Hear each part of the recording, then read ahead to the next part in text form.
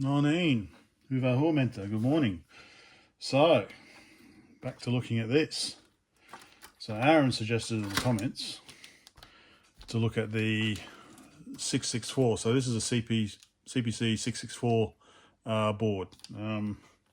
A bit different because it's got the floppy controller on it, and it's got a different keyboard connector, of course. But it's got a 40010 gate array, I guess. But actually it is quite similar when we look at the clocking. Crystal there. We've got the hex inverters there. And on here as well, yep, 74HCU04. So we've got the same there. So it makes sense to me now. Okay, so we've got, coming into the gate array, we've got CK16, so 16 megahertz via two of these inverters, and then coming out via one of these inverters is N5, which then goes to the Z80 clock. So now I understand it a bit more. So let's put that aside. So we're going to have a look at that. So the issue, so what we found yesterday was that there didn't appear to be any clock coming into the Z80, although there did appear to be an irregular CK16 coming into the gate array. And I only saw two of these outputs active, not three. There should be three outputs active. So only two are active. So let us set this up again with the logic analyzer and see what we can find today. Okay, so we've got four connected up. So the first one is the Z80 clock, which is just showing low.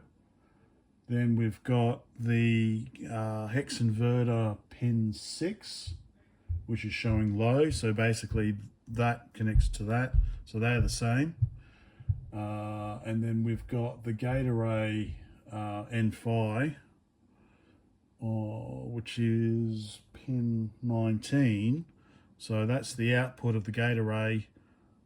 It should be feeding the 4 megahertz into here and into there. That's showing high, which makes sense. Okay, so yeah, so nothing's coming out of here basically. And we can see an irregular, let me just do a screen capture. Okay, let me pause and I'll do a screen capture. Okay, start recording. So hopefully that should be up in the corner now. But yeah, so this 60, this should be regular, shouldn't it? We shouldn't have.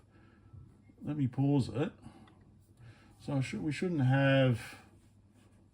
Yeah, so basically we've got a double pulse, like a double width pulse. One. So it was active high, active low. 1, 2, 3. So say we've got 3 pulses, and then we've got a fourth longer pulse. Shouldn't they all be the same?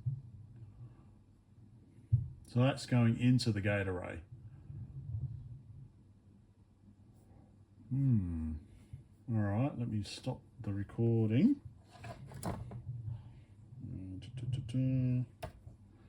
Okay, stop. So, yeah. So that's what I was a bit puzzled by yesterday as well. It should be a regular input, shouldn't it? So if we have an irregular input coming into here, we're not going to get a proper output. Could that be the reason? So we're not getting any output to the clock from the gate array. So it's like, oh, gate array's at fault. But if we're getting an irregular input, so that input goes via two more of the gates, so two more of the inverters. So we've got the crystal, 16 megahertz crystal, and then if we zoom in, so we've got the input here, CK16, so 16 megahertz coming in with those irregular pulses. This is the output to the Z80 that goes via the hex inverter here. So pin 6 is the output, which is just active high. We're not getting any clocking at all. But from the crystal, we use two of these, as Aaron pointed out. In pin 1, out pin 2, inverted, and in pin 3, out pin 4. And then that goes off to the CK16 on the gate array.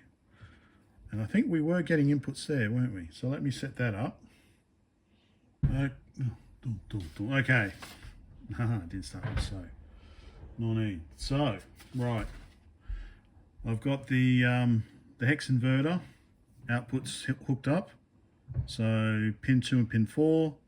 So they then feed into the gate array CK16, which you can't see that I'm pointing up here. And then this is the output that goes to the Z80 clock. So let me just set up the capture again, and I will, no, actually what you want to do is start playing. Let's turn it off. Okay. And start recording. Okay, so power is off. And I've turned it back on. So again, yeah, we see this irregular pulse, pulse. So high, high, high, double high. Oh, it shouldn't be like that, should it? And again, we see no output. But that's coming from the gate array anyway, so could that be the problem? I have to let me get my other 464, although it is slightly different, isn't it? So what do we do? Got pin 39, but still it should be the same, shouldn't it? We should get some sort of, yeah, okay, so this is, oh, sorry, it's a bit close, isn't it? So this is the 4007. This is the original gate array. So we've got these AND gates.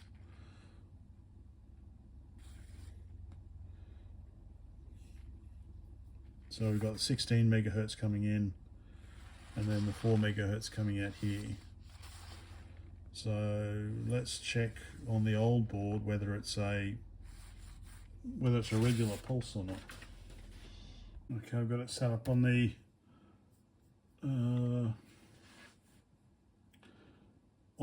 older board, the 4777, and it does actually in fact look like the clock is irregular. So okay, red herring. So if we have a look here, frequency 2 megahertz.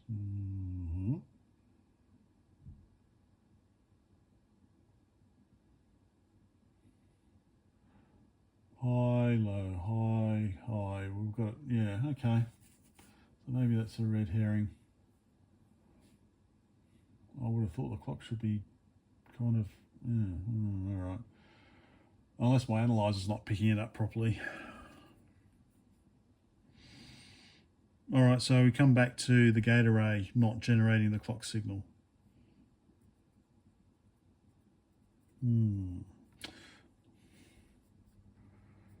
So stop recording that.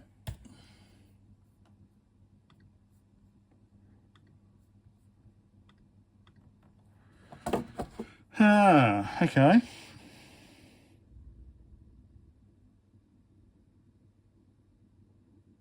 So maybe a red herring there. Okay, so gate array is not generating. Okay, Aaron did also mention to have a look at a couple of other pins on the gate array. So I'll have a look at those, and I'll have to rummage through, see if I've got a spare 40010 that I can put in. Okay. Well, looky here. I've got one. And I haven't touched this one yet. You can tell because the keyboard's, the board's still filthy, so I haven't washed it.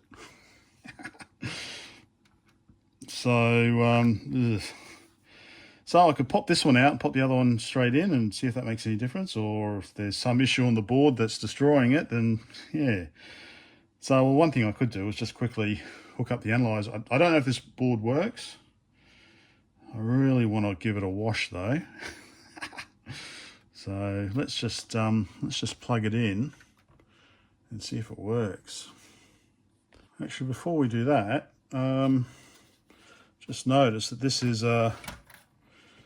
Mark's board is a MC0002C, and this one's an MC0002D.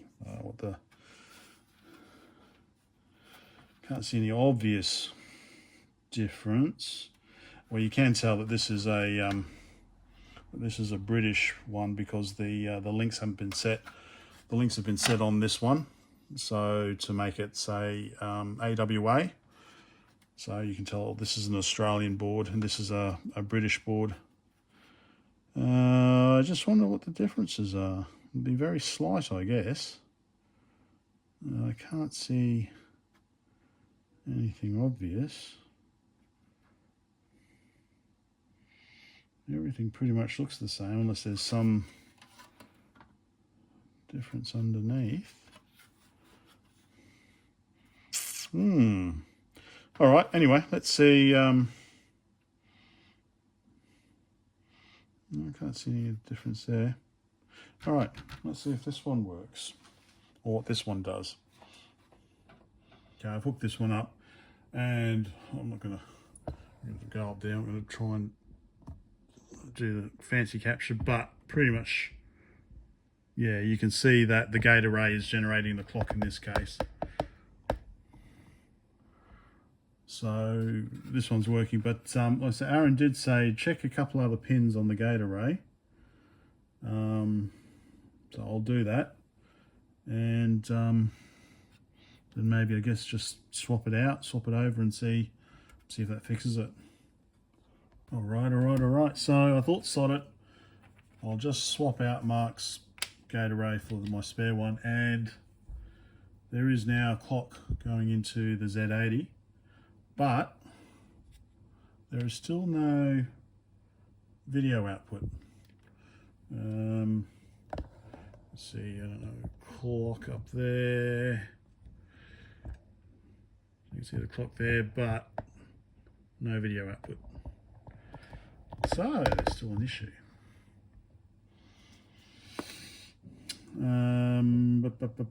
So Aaron did say, yeah, check pin 39 and 40 of the CRTC or CRT controller. So I've got that, and I can see. So that's what H-Sync and V-Sync. Is it H-Sync and V-Sync? H-Sync pin 39, V-Sync pin 40. Where does V-Sync go off to?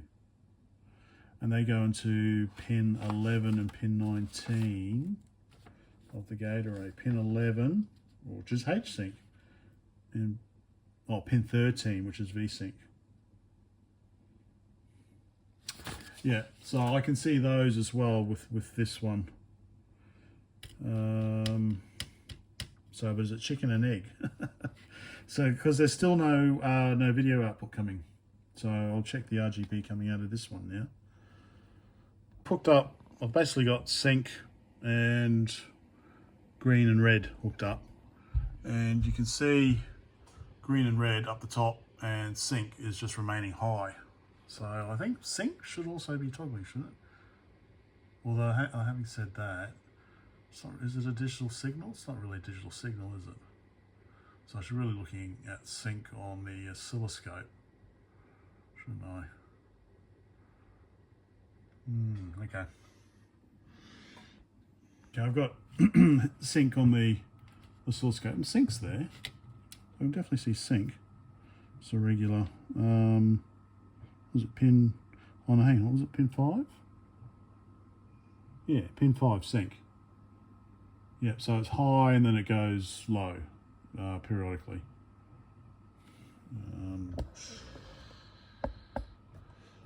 There. If you can make that out.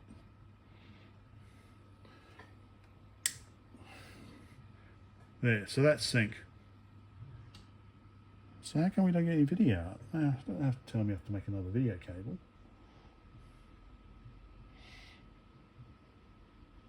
All right, let me check my. I'm pretty sure this is my. Amstrad video cable. It's a 6-pin. Let me double check. Okay. I mean, so even if I put the working gate array in here, now getting clock into the Z80, and it does appear we're getting RGB in sync, but we're not getting any image. So I've tried. So I put my. Is this my one? No, that's the original. I put mine back into the original machine, unknown state, and yeah, it's the same. No image, and like pressing delete, got no sound. So there's still something. So maybe this has still got an issue, or there's some other issue on this board. But the machine wasn't booting. So even though we're getting sync into the clock into there.